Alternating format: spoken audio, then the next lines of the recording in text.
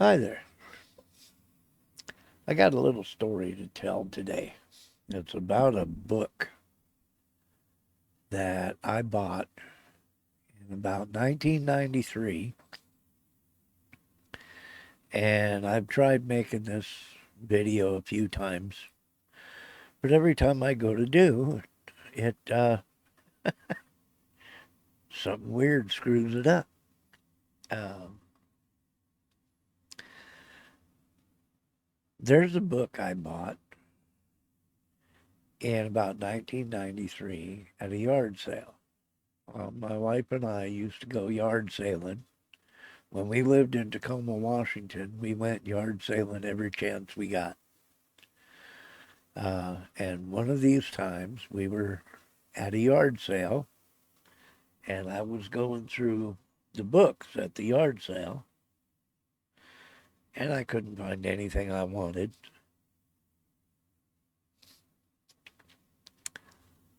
So I kept just rummaging through whatever they had. And a little further down the line is this book. This book. And they had a little round sticker on it with a price of 10 cents. And 10 cents for a book, 10 cents for a book that was from 1888, to me, was worth it.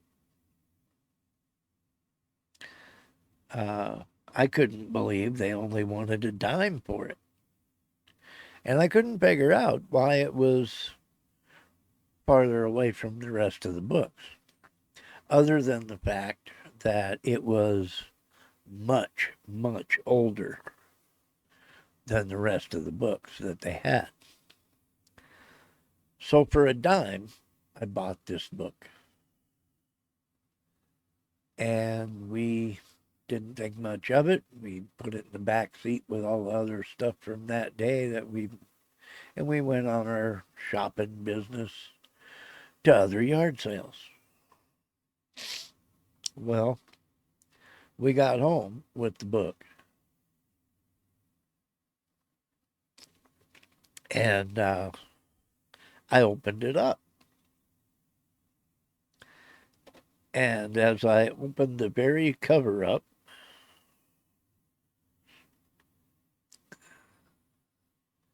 I saw this signature, Mrs. Ernest Childs. And for some weird reason, that name struck me. I couldn't figure out exactly where,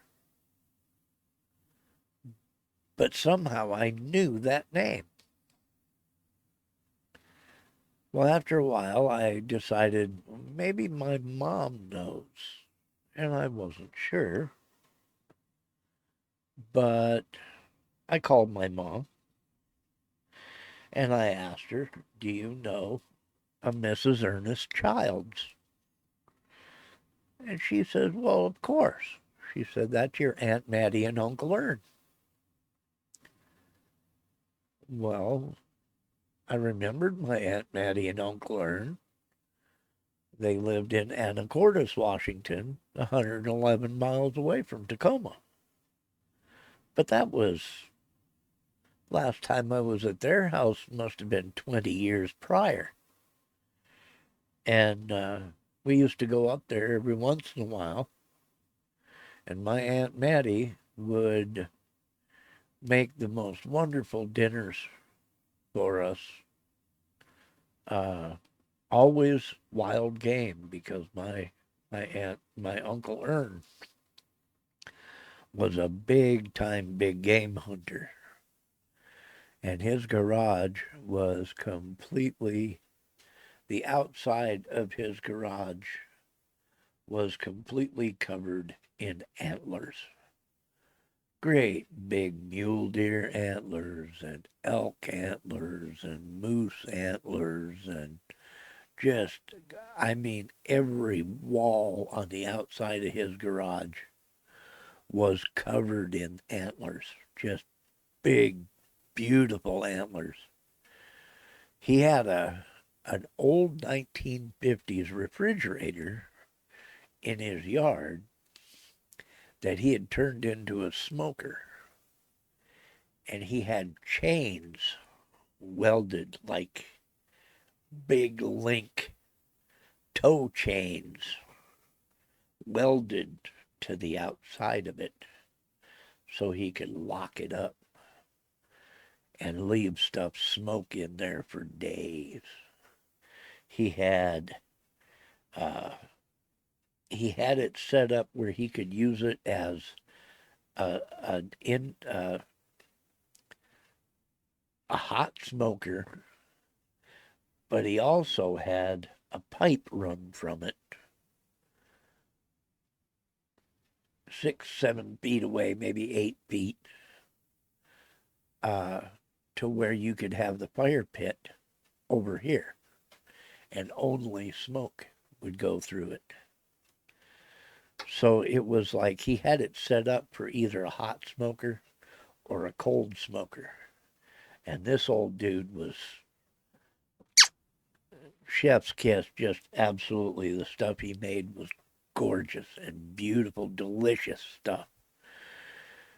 And every time we'd go to their house, like I said, this is 111 miles from Tacoma. And I was just a little kid. I think the last time I went, I was 13. Um, and we had moose roast. And it was the closest thing I'd ever tasted to beef. I mean, I could not tell you the difference. Um, but yeah, he was a hell of a hunter. He gave me a match holder, a matchstick deal that floats, that you would keep your matches dry from way back in the day, and I've still got that. Um, but yeah, my Aunt Mattie and Uncle Ern, I remember them, but I hadn't thought about them in years, and I think they died. God, they were in their 80s when I was like 13 or something. This is like 80s or 90s even. And I was 13 in 1973. So for this to be her signature in a book that she would have gotten as a little girl in 1888 or thereafter, uh, just kind of blew me away. Uh, like I said, I called my mom and she goes, "Yeah, that's your Aunt Mattie and Uncle Ern." So I told her about the book, and I told her that this this signature was in the book. And I asked her, I said, "Would you recognize her handwriting?" She said, "Sure, I would. They send us a Christmas card every year." Or they sent my mom and dad a Christmas card every year. So she pretty much knew what my Aunt Mattie's handwriting looked like. She said, "Bring it over. I'd like to see it." So I brought the book over to her, and she admitted that looks like your Aunt Mattie's. That looks like your Aunt Mattie's signature. And she gave me a couple of pictures of my Aunt Mattie and Uncle Ern, which is right here. Now, I don't know if the top one is their wedding photo. I could not tell you. Uh, I know they're young, uh, but that's the oldest picture she had of them. And the bottom picture is my Aunt Mattie and my Uncle Ern at one of those times that I told you that we would go to their house, and my Aunt Mattie would make just some of the most awesome dinners, but it was always wild game that Uncle Ern had shot. He went on moose hunting trips and elk hunting trips in Canada and Alaska every year. That was his thing. He was an outdoorsman and a hunter, and that's pretty much what they ate. They very seldom bought meat from a grocery store. They ate venison and they ate elk and they ate moose. Uh, and that was just about all they ate. But I'll never forget the dinners they used to have when we would go up there and my Aunt Mattie would cook. And she would just cook some of the biggest, most delicious meals I've ever ate. And anyway, somehow I wound up getting this book at a yard sale for 10 cents in about 1993. And ever since I got this book, some really strange things happened. Uh, really, really strange things.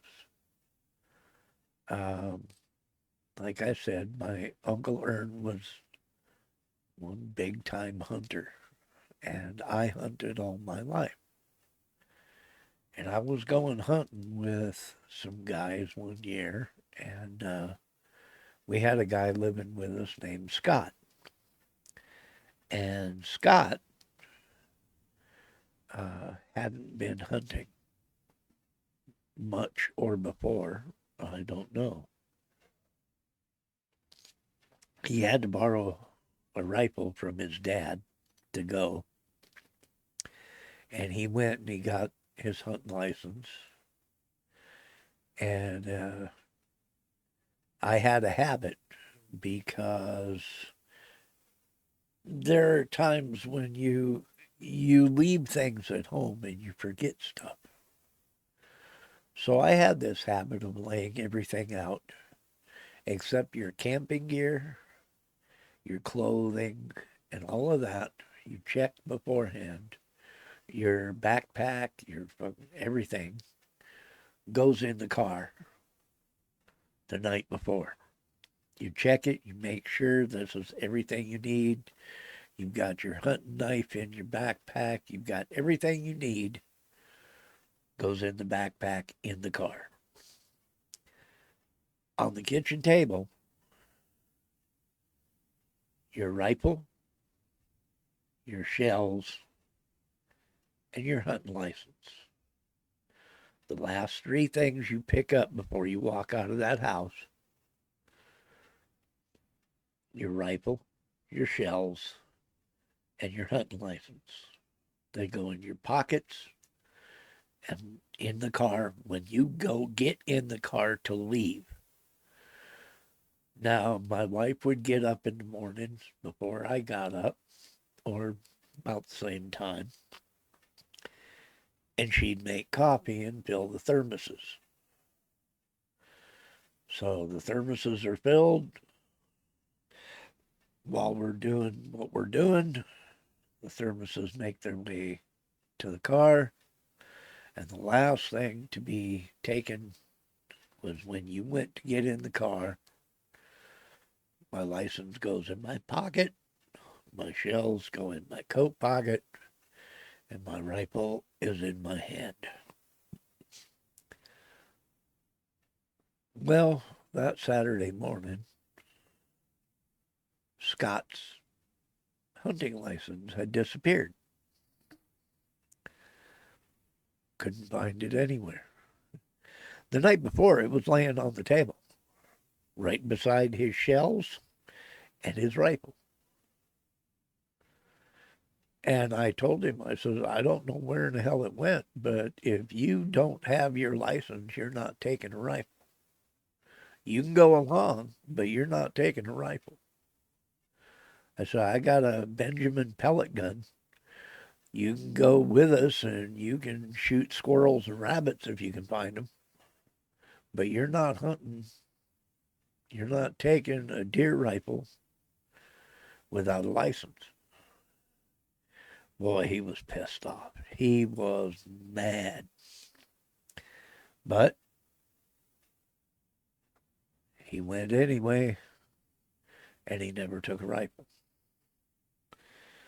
Well, a week later, we went for the weekend and hadn't gotten anything, which isn't obscure for Western Washington. They have every place to hide, and if you're trying to traipse through the woods, they'll hear you coming a mile away. Uh, but the following weekend, he had gotten a replacement license, and everything went as planned. Um, this time, he kept his license in his wallet and his wallet in his pants. Uh, it never disappeared. Well, we got out there hunting, and he was following me through the woods, and it was young growth, probably 15-year growth, 15, 20-year growth. The trees that we were going through were probably 20, 25 feet tall. If you ducked down and crouched down, you could see underneath the bottom row of branches. But when you went through them, you had to weave your way. Otherwise, you were just getting hit by tree branches all over the place. And these were evergreens in Washington. Uh, and I had crouched down and was looking at a clearing up ahead, probably 30 yards. And I was just crouched down looking underneath the branches to see if I could see any legs moving or anything like that. And Scott was behind me, and I motioned for him to be quiet, but come on up to where I was. And he got up there to where I was, and he was right behind me.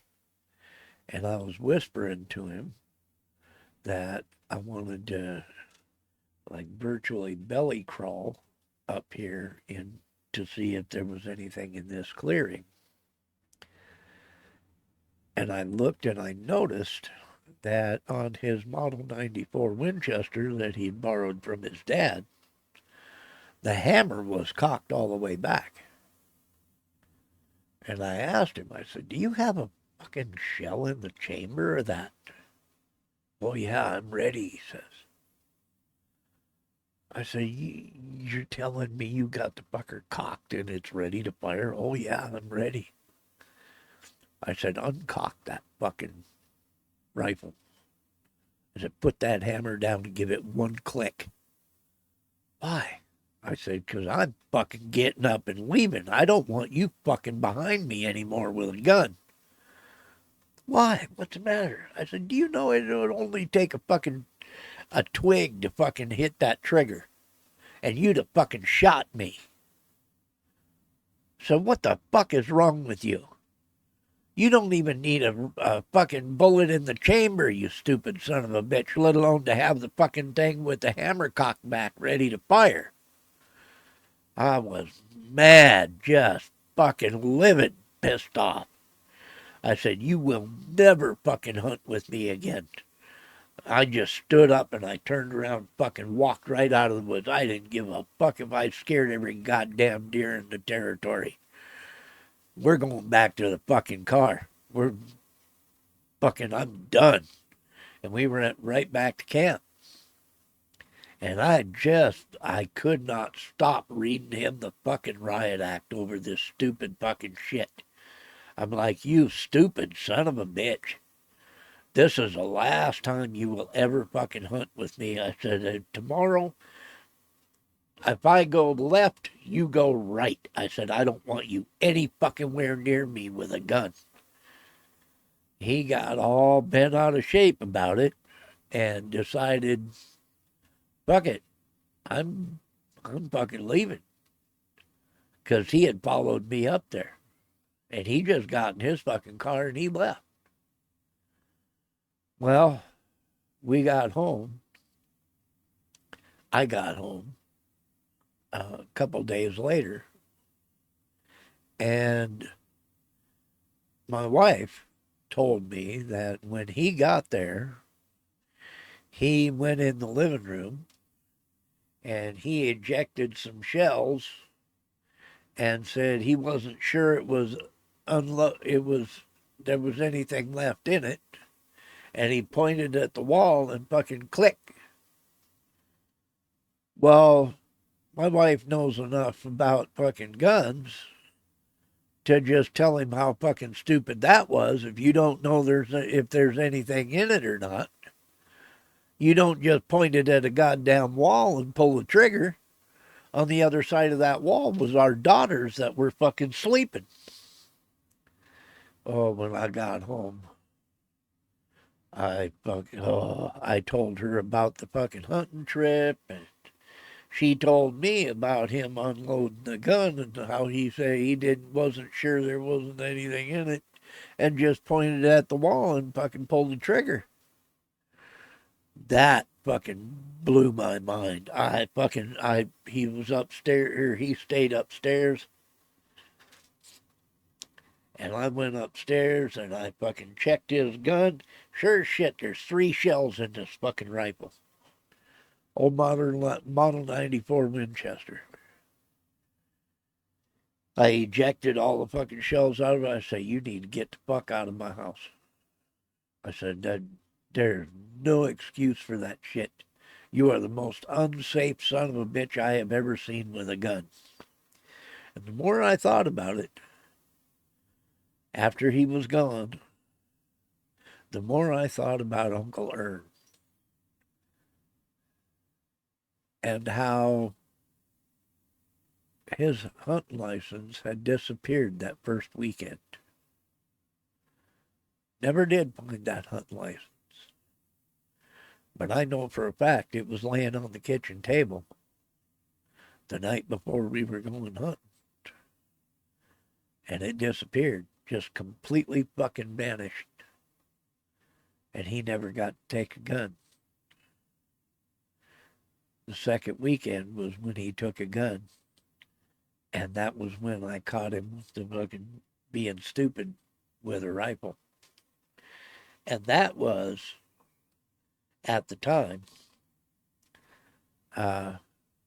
that put me over the edge where I would never let anybody else hunt with me unless I had taken them to the range. I'll watch you. I'll take you to the range. We'll go shooting, and I will watch you with a gun. I will watch you for hours while we're at the range before I will allow you to go hunting with me. There's no way. Ever since that weekend, I gotta know you. I have to have been to the range with you. I have to see you handle firearms before I will go hunting with you or allow you to go hunting with me. Period. Anyway, that was just one incident after we bought this book. Um, my wife at the place that we were living told me that she had felt touches, like something touch her. We had a stairway with one of those trap door deals to go up into the attic, but it was like a bedroom up there. Um, and you go, it was a little skinny fucking stairway. It was only about that wide, about a foot and a half wide. And you go part way up the stairs, and then you had to push the door open and lean it against uh, a railing for it to stay open. And then you go all the way upstairs. Well, that was where Scott stayed. Well, after he moved out, there was times we'd go upstairs, and she'd be upstairs and she'd get ready to come back down. And she said she felt a fucking touch or a push to the left or something like that before she'd take that first step. Okay, well, she'd stop and she'd reposition herself to go come down them stairs. It was a treacherous goddamn staircase. Um, but yeah, she would feel something touch her or something push her a different way, like, hold up, just fucking reposition yourself. And she'd reposition and come down the stairs. I had a stereo that played cassettes, radio, albums, and from time to time, we might be playing cards, we might be just drinking at the kitchen table or bullshitting and have something playing. And the fucking stereo just quit. Just like that, just quit. And I'd give it a couple of minutes or something. I'd just, what the fuck is going on? I'd say, stop that. And I'd point at the fucking stereo, stop that. And it'd fucking immediately come back on. Weird little shit. Uh, anyway, yeah, they're just little things.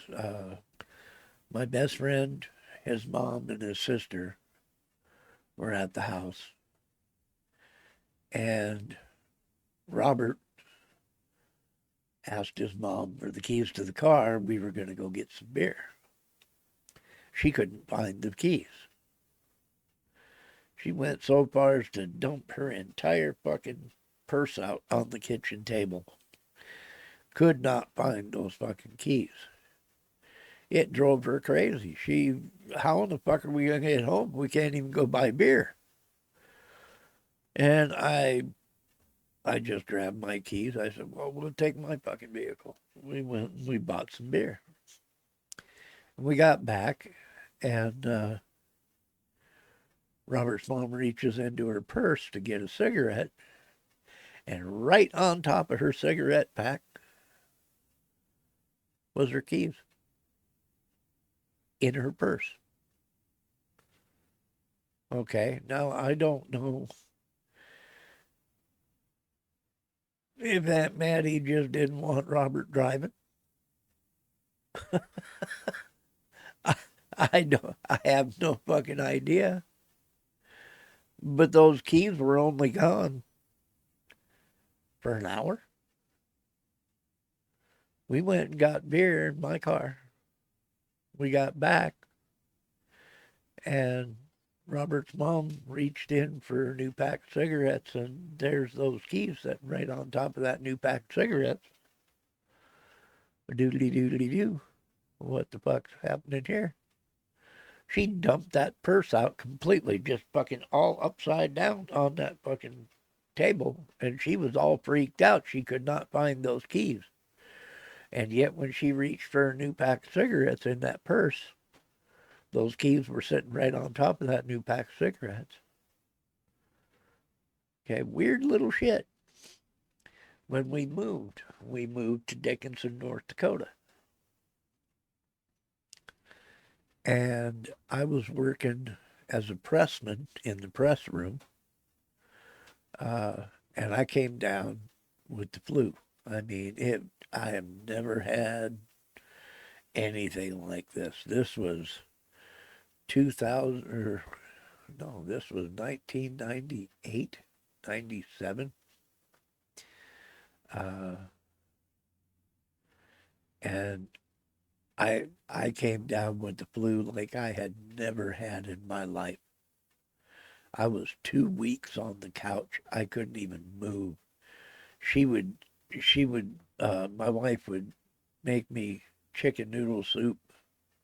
I couldn't do nothing but the broth, and sometimes that came back up. I must have lost 20 pounds in 2 weeks. Well, the little cracker box house we lived in was one room upstairs. It was like a studio. There was kitchen, and was one corner, and the other corner on that side was the only window in the house. And on the other corner over here was the door, the front door. And then the couch was here. Well, downstairs it was one room, but part of it had been separated off to a bathroom. Our daughters, all four of us slept downstairs. There was about a foot and a half between our beds. We had a full size bed, about a foot and a half, and then a twin bed. And the girls slept like this. That was foot to foot, head on each end of the bed. And this little teeny weeny house was just nothing. Uh, and I slept for that 2 weeks. I just stayed on the couch. I couldn't even hardly move. I'd have to go downstairs to go to the bathroom, and it was bad. I couldn't hardly move for damn near 2 weeks. Well, one night we had this. We had a rolling like table that the microwave sat on, so it could just be pulled out and plugged in. And it was behind my wife. She was doing dishes. Well, on top of the microwave, there was a roll of toilet paper.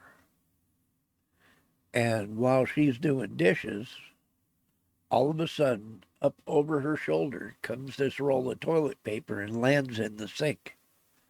Now she's pissed off because she thinks I fucking threw that roll of toilet paper at her over and ruined the fucking full roll of toilet paper. But she turns around and I am zonked out. I am completely zonked on the couch. I'm crashed. And she can't figure out what the hell that was all about. While we were in that little cracker box house,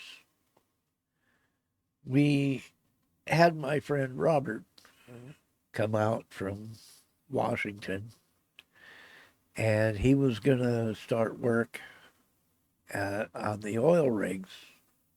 And he did start work on the oil rigs. But I took a picture of him uh, in that little cracker box house, and you'll be able to see right here, he's cleaning a pipe. And we hadn't started smoking yet because we hadn't had anything to smoke. We were wanting to get high. And we didn't have anything to smoke. So Robert was going to clean the goo out of the pipe. And we were going to smoke that. The mist you see all here was not in the room when I took this picture. The white part you see here never showed up in the room when I took that picture. There was no reflection. There was nothing to reflect off of. The only window in the house was over in this corner. And that was, this is how small this this room was. This upstairs, the entire upstairs. You can see we've got boxes against the wall behind the couch. There's boxes against the wall and a tabletop between the end of the couch holding the boxes against the wall. This little house was nothing. I mean, it literally was the tiniest damn. It was barely bigger than the 15-foot U-Haul that we emptied to take the truck back.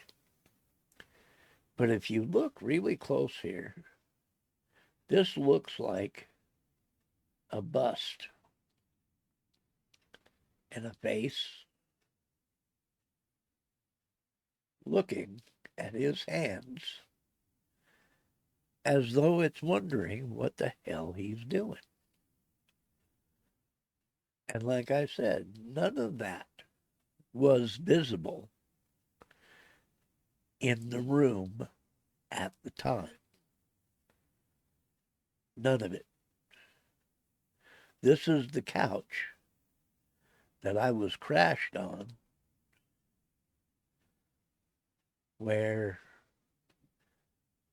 the uh, the microwave stand, the rolling microwave stand, would have been right over in here. And the sink was further in this direction against the wall where the toilet paper had flew off the microwave over my wife's shoulder and into the sink.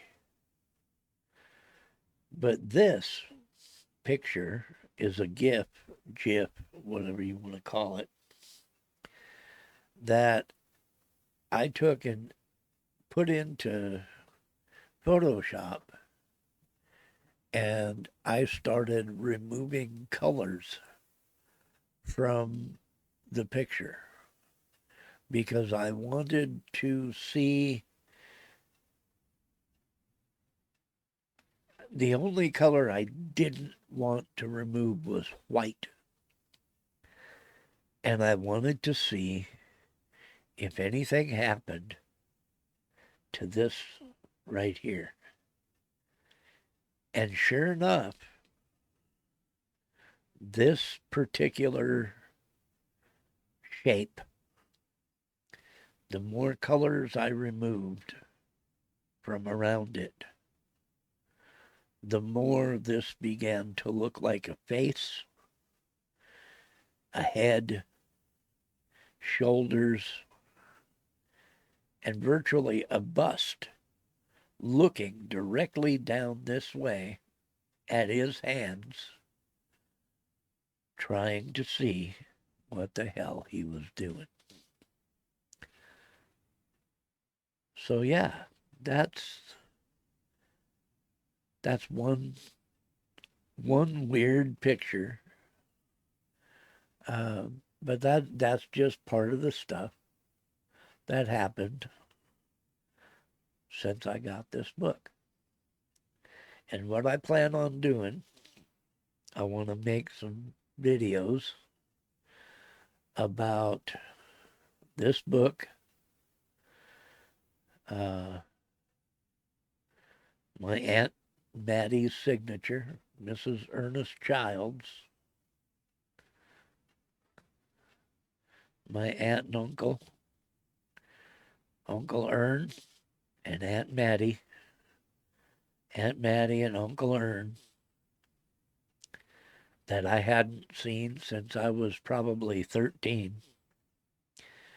I don't even know when they passed away, but I know it was far before I ever bought this book at a yard sale, 111 miles from where they lived.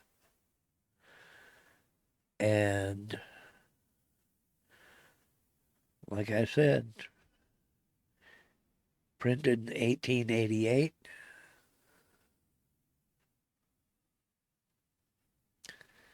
copyrighted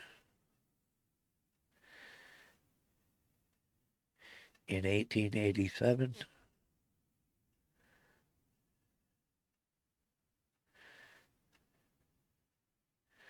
and has some strange, odd stories that I will make videos out of, one story at a time, and we'll see where this goes. See if odd things happen.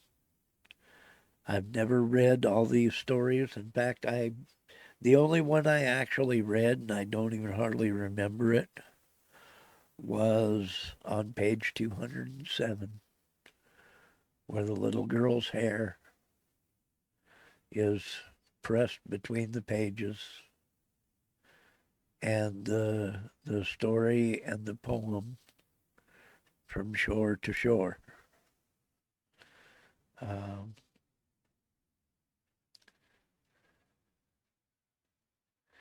there's some really, really odd pictures in here. All all look hand drawn, like this one. But I'll make I'll make videos out of each one of these stories, and I hope you'll be with me to watch and listen to the stories that I read. Considering this book is from 1888, um, I don't see any reason. I've never seen this book before. Um, I don't see any reason why there should be copyright infringement for me to read the book a story at a time. I don't see any reason why there should be a problem. So I hope you'll be with me and take this ride. We'll see what happens when I read these stories. If you get a chance, uh, if you enjoy the things that I'm doing here, buy me a coffee. We'll bow it out. Have a great day.